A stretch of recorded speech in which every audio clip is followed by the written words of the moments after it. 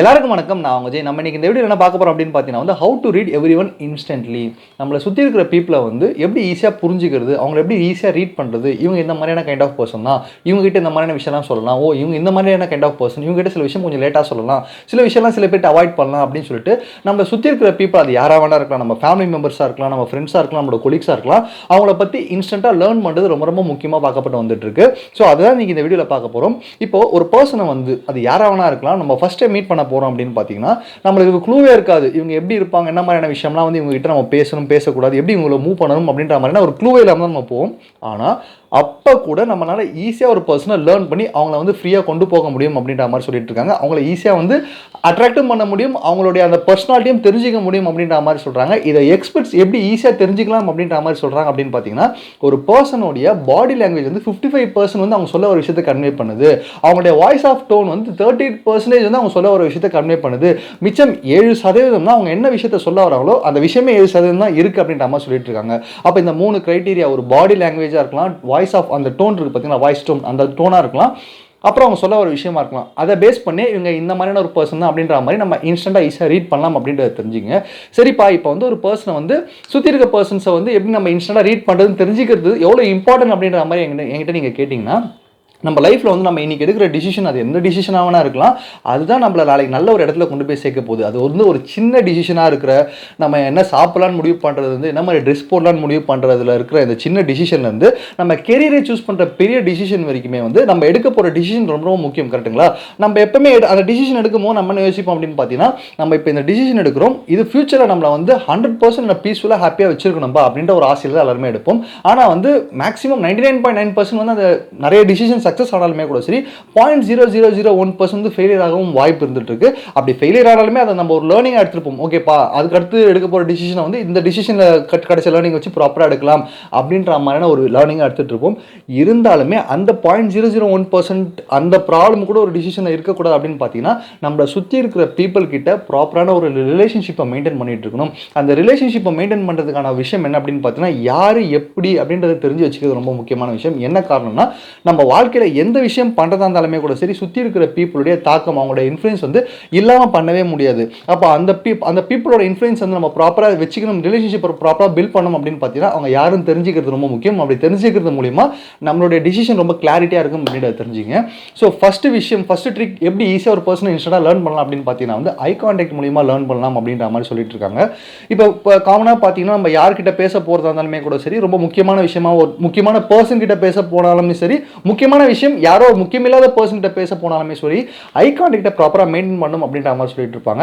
அப்படி நம்ம ஐ கான்டாக்டை மெயின்டைன் பண்ணி பேசும்போது அவங்க ஐ கான்டாக்டை ப்ராப்பராக மெயின்டைன் பண்ணி நம்மளை ரொம்ப அதிகமான நேரம் பார்த்துட்டு இருந்தாங்க அப்படின்னு பார்த்தீங்கன்னா, நம்ம சொல்றதுல ரொம்ப இன்ட்ரெஸ்டாக இருந்துட்டு இருக்காங்க, போத வரைக்கும் நம்ம மேலேயுமே அவங்க இன்ட்ரெஸ்டாக இருக்காங்க, நம்மளை பிடிச்சிருக்கு போல இருக்கு அப்படின்ற மாதிரியான ஒரு சிக்னலாக நம்ம எடுத்துப்போம். கரெக்டுங்களா?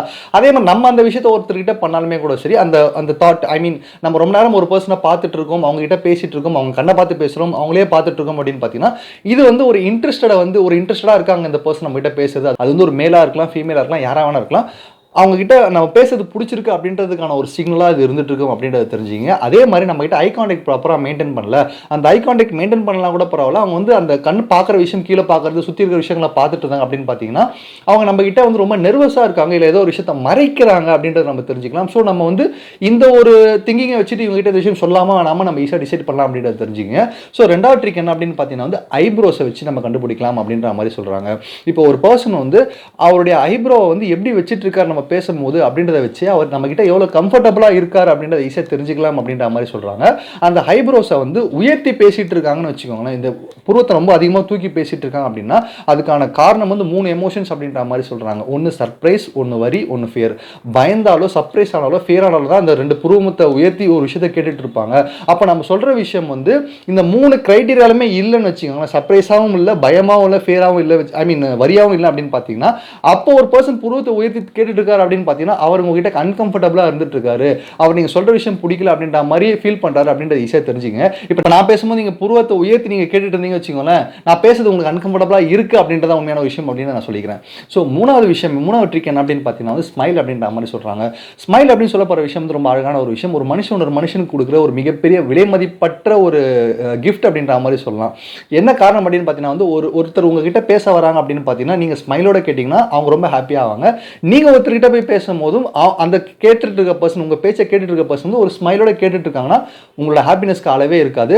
ஸோ இந்த ஸ்மைலை வச்சு ஒரு பர்சனை இன்ஸ்டண்ட்டாக நீங்கள் ரீட் பண்ண முடியும். அது எப்படி நீங்கள் ரீட் பண்ணலாம் அப்படின்னு பார்த்தீங்கன்னா, நீங்கள் சொல்கிற விஷயத்தை வந்து ஜென்யூனாக ஸ்மைலிங்கோட கேட்டுட்டு இருக்க பர்சன்ஸோட இந்த கண்கள் இருக்குது பார்த்தீங்களா, கண்கள் ஓரத்தில் வந்து கிரிங்க்லிங் அப்படின்ற மாதிரி சொல்லுவாங்க. சிரிக்கும் போது நீங்கள் சுருக்கம் விழும். அந்த சுருக்கம் விழுந்ததுன்னா அவங்க ஜென்யூனாக ஸ்மைல் பண்ணி கேட்டுட்டு இருக்காங்க அப்படின்றத நீங்கள் தெரிஞ்சுக்கலாம். சில பேர் வந்து ரொம்ப ரொம்ப ரொம்ப வந்து சிஸ்டமேட்டிக்காக ஸ்மைல் பண்ணுவாங்க, ரொம்ப ஃபார்மாலிட்டிக்காக ஸ்மைல் பண்ணுவாங்க. அவங்களோட அந்த கிரிங்க்லிங்ஸ் இருக்காது அப்படின்ற மாதிரி சொல்லுவாங்க. அப்படி ஸ்மைல் பண்ணி கேட்டுட்டு இருந்தாங்க அப்படின்னு பார்த்தீங்கன்னா நீங்கள் பேசுகிற விஷயம் வந்து அவங்களுக்கு ஏதோ ஒரு அன்ஈஸியாக இருக்குது அப்படின்ற மாதிரி தெரிஞ்சுக்கலாம். இல்லை அவங்க வேறு ஏதாவது ஒரு ஃபீலிங் வந்து உங்ககிட்ட காட்டக்கூடாதுன்னு ஹைட் பண்ணிட்டு இருக்காங்க அப்படின்றத நீங்கள் ஈஸியாக தெரிஞ்சுக்கலாம். ஸோ இந்த ஸ்மைலை வச்சு நீங்கள் சொல்ல போகிற விஷயம் நீங்கள் அப்ரோச் பண்ணுற பர்சனை நீங்கள் இன்ஸ்டன்ட்டாக ரீட் பண்ணலாம் அப்படின்றத தெரிஞ்சுங்க.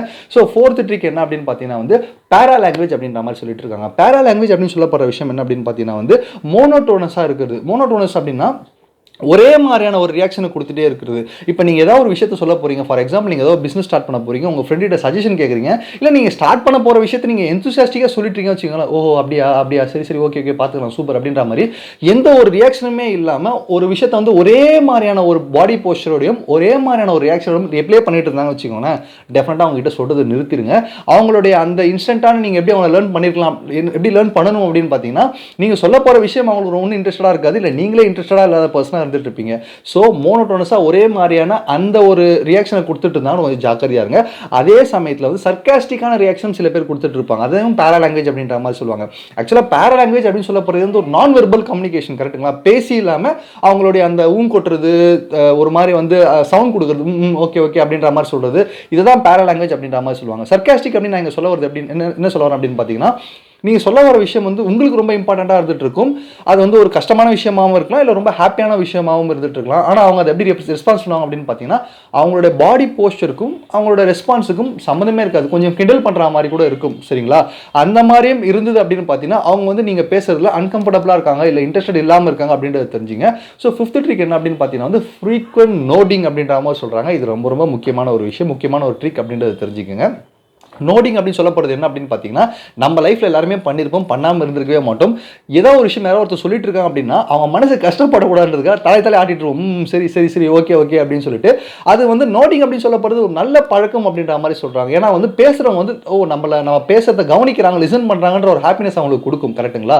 அது நோடிங் நல்லது. ஆனால் அதிகமாக பண்ண ஆரம்பித்தோம் அப்படின்னு பார்த்தீங்கன்னா அந்த பேசுகிற பர்சன் என்ன நம்ம யோசிப்பாங்க, நம்ம பேசுறது கவனிக்கவே இல்லை, நம்ம சும்மா ஏதோ ஏமாத்தாலும் தலையாட்டிட்டு இருக்கான் பாயோ அப்படின்ற மாதிரியான ஒரு எண்ணமும் அவங்களுக்குள்ள கொடுக்க ஆரம்பிக்கும்.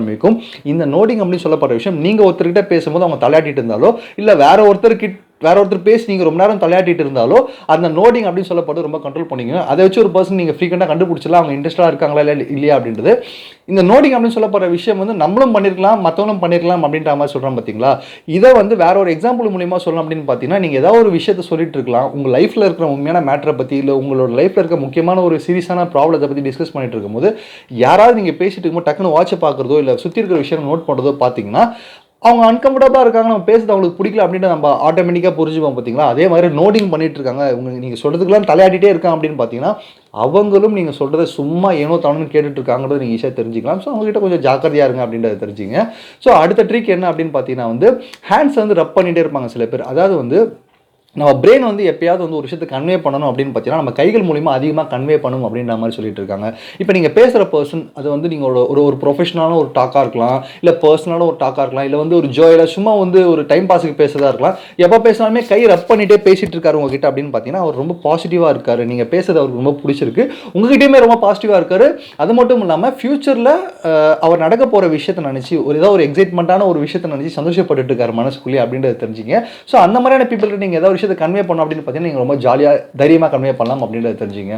ஸோ அடுத்த ட்ரிக் என்ன அப்படின்னு பார்த்தீங்கன்னா இதுவும் ரொம்ப ரொம்ப முக்கியமான ஒரு ட்ரிக். இதை பேஸ் பண்ணி ஈஸியாகவே ஒரு பர்சன் நீங்கள் வந்து மெஷர் பண்ணிடலாம் அப்படின்றத தெரிஞ்சுக்கிங்க. ஒரு பர்சன் எப்படி ஹேண்ட் ஷேக் பண்ணுறாங்களோ அதை வச்சு ஒரு பர்சன் வந்து நீங்கள் ஈஸியாக மெஷர் பண்ணலாம்.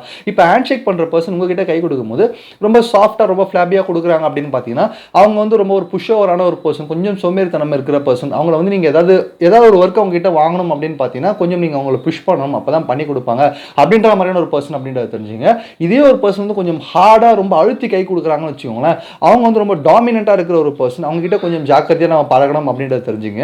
இதே வந்து ஒரு பர்சன் வந்து கை கொடுக்கும்போது ரொம்ப நேரமாக லாங் டர்மாக கை கொடுத்துட்டே இருக்காங்க, கை எடுக்கவே இல்லை அப்படின்னு பார்த்தீங்கன்னா கொஞ்சம் வேர்டாக இருக்கும், ஒரு வித்தியாசமான ஒரு பர்சனாக இருக்காங்க அப்படின்ற மாதிரி யோசிக்க வேண்டியதாக இருக்கும். ஸோ இதை பேஸ் பண்ணி கை கொடுக்குறத பேஸ் பண்ணி ஒரு பர்சன்ஸ் இந்த அளவு நம்ம கிரைட்டீரியாவில் ஃபில் பண்ணலாம், இந்த அளவு நம்ம வந்து இன்ஸ்டன்ட்டாக லேர்ன் பண்ணலாம் அப்படின்றத தெரிஞ்சுங்க.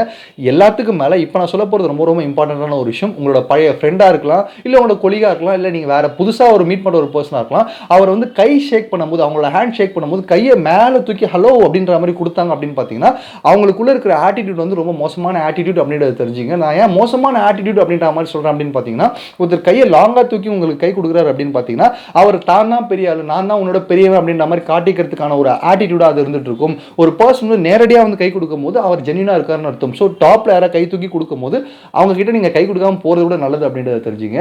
ஸோ ஃபைனலான ட்ரிக் என்ன அப்படின்னு பார்த்தீங்கன்னா வந்து கிராஸ்டு ஆர்ம்ஸ் அண்ட் லெக்ஸில் வந்து நீங்கள் பேசுறத கேட்டுட்டு இருந்தாங்க அப்படின்னு பார்த்தீங்கன்னா அவங்ககிட்ட பேசாதீங்க.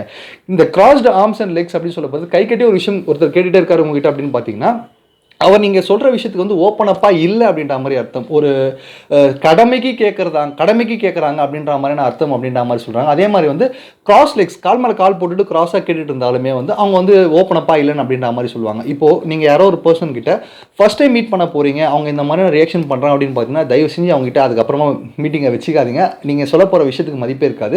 இல்லை உங்களோட ஆல்ரெடி பழகின ஃப்ரெண்ட்ஸாக இருக்கலாம், பழகின பீப்புளாக இருக்கலாம், அவங்ககிட்ட நீங்கள் ஒரு புதுசான ஒரு விஷயம் நான் புதுசாக இது பண்ண போகிறேன், என் லைஃப்பில் இந்த மாதிரி நடந்திருக்கு நீங்கள் சொல்லும் போது அவங்க கை கட்டிட்டு சிரிச்சுட்டே கேட்டுருந்தா நம்ம யோசிப்போம், ஓகே சிரிச்சு தானே கேட்டுட்டு இருக்காங்க அப்படின்னு சொல்லிட்டு அவங்க சிரிச்சுட்டே கேட்டுட்டு இருந்தாலுமே கூட சரி அவங்க கேட்டுட்டு இருப்பாங்க. ஆனால் வந்து ஓப்பனப்பாக நீங்கள் சொல்கிறதுக்கான ரியாக்ஷன் அவங்க கொடுத்துருக்க மாட்டாங்க. மனசார அதாவது சிம்பிளாக சொல்ல போனோம் அப்படின்னு பார்த்தீங்கன்னா ஃபிசிக்கலாக மென்டலாக எமோஷனலாக வந்து அவங்க வந்து ஒரு பிளாக்டாகவே இருப்பாங்க. ஆப்போசிட்டில் பேசுகிறவங்க கிட்ட கொஞ்சம் வந்து ஒரு ரியாக்ஷன் கொடுத்துட்டு ஓகேப்பா அப்படின்ற மாதிரி போகிறவங்களா தான் இருந்துட்டு இருப்பாங்க.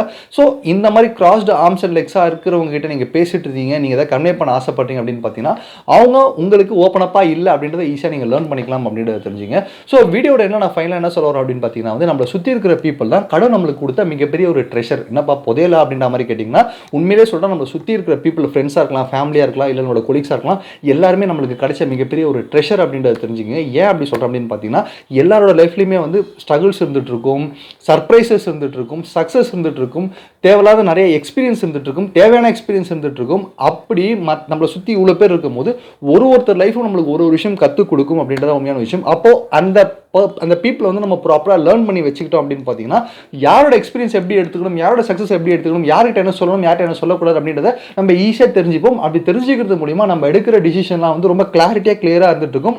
சொல்லவே தேவையில்ல, ஆட்டோமேட்டிக்காக நம்ம எடுக்கிற டிசிஷன் கிளாரிட்டியாக கிளியராக இருந்ததுன்னா நம்ம போய் சேர வேண்டிய இடத்துக்கு நம்ம ஆசைப்படுறோம் பார்த்தீங்களா, அந்த இடத்துக்கு போக ஆசைப்படுறோம் பார்த்தீங்களா, அந்த இடம் அது நம்மளோட அச்சீவ்மெண்ட்டாக இருக்கலாம், சக்ஸஸாக இருக்கலாம், பேஷனாக இருக்கலாம், அந்த இடத்துக்கு நம்ம நினச்ச டைமோட சீக்கிரமாகவே போய் அடைஞ்சிரும்னு சொல்லி இந்த வீடியோ முடிக்கிறேன்.